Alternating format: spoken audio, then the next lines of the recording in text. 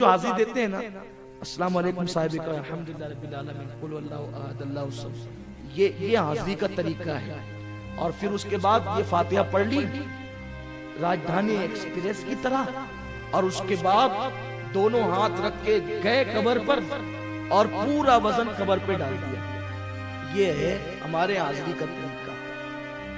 کتنی جہالت میں یہ قوم زندگی گزارتی ہے۔ ہمارے بزرگوں نے فرمایا ولی کے آستانے پر جاؤ تو یوں حاضری دو، وہ حیات ہوتے زمین کے اوپر تو کتنا ادب کرتے، بس اسی طرح ادب کرتے۔ اب آپ ہم لوگوں سے، ہم آپ سے ملتے ہیں تو کیا کندھوں پہ پورا وزن ڈالتے جی نہیں، تو پھر قبر پر پورا وزن کیوں ڈالتے؟ میں حضرت مولانا اسحاق رحمۃ اللہ علیہ کے سنزل میں گیا تو جس کو دیکھ رہا ہوں کہ وہ پوری قبر پہ ہاتھ ڈال کر کے جب وہ پورا وزن ڈال رہا ہے، میں کہا کیا کرتے ہو؟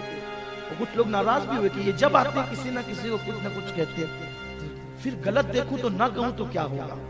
یہ کوئی بات ہوئی؟ پورا وزن قبر پہ ڈال دیا۔ ادب سے جو ملتا ہے، جو ادب سے ملتا ہے وہ مانگنے سے بھی نہیں ملتا۔ ادب بہت بڑی چیز ہے۔ ٹھیک ہے اولیاء اللہ کی قبر چومنا اس کا طریقہ ہے، ہاتھ مس کرو چوم لو، یا پھر اگر چومنا ہی ہے تو پھر ایسے حساب سے چومو کہ آپ کے لب قبر پر لگے، پورا وزن قبر پر۔ اور آپ جانتے ہیں اللہ کے حبیب صلی اللہ علیہ وسلم نے فرمایا جن چیزوں سے زندوں کو تکلیف پہنچتی ہے ان چیزوں سے قبر والوں کو بھی تکلیف پہنچتی ہے۔ اس لیے جب اولیاء اللہ کے مزارات میں جایا کرو تو بہت ادب کا خیال کیا کرو، احترام کا خیال کیا کرو۔ ارے ولیوں کے مزار کا ادب تو فرشتے بھی کرتے ہیں، اولیاء اللہ کے مزار کا ادب فرشتے بھی کرتے ہیں۔ اس لیے ہمیں چاہیے کہ ہم اللہ والوں کے مزارات کا ادب کریں، ادب سے جائیں۔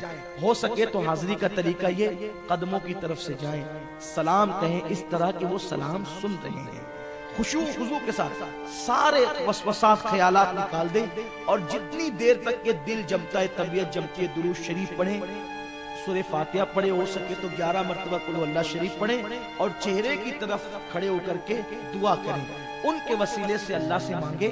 یہ زیادہ بہتر طریقہ ہے کہ ان کے وسیلے سے اللہ سے مانگے، لیکن اگر ان کو اللہ کا بندہ سمجھ کر ڈائریکٹ ان سے بھی مانگے کہ اللہ کی عطا سے اذن سے یہ مجھے عطا کریں گے تو بھی مانگ سکتے ہیں۔ ٹھیک ہے دونوں طریقے ہیں، لیکن افضل طریقہ کون سا ہے کہ ان کے وسیلے سے اللہ کی بارگاہ میں مانگے۔